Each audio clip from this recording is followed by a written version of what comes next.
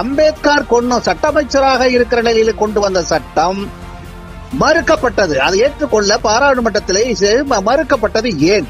அந்த சட்டம் தெரிவித்தது என்ன? இதுதான் கேள்வி.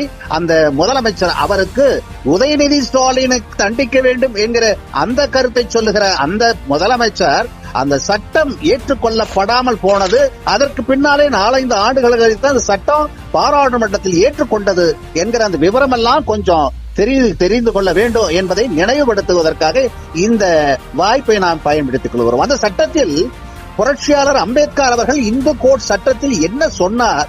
இந்தியாவில் இருக்கிற அனைத்து இன பெண்களினுடைய முன்னேற்றத்திற்காக, அவர்களுடைய வாழ்வாதாரத்திற்காக, அவர்களுடைய வாழ்க்கை பாதுகாப்புக்காக அந்த சட்டத்தை அவர் கொண்டு வந்தார்.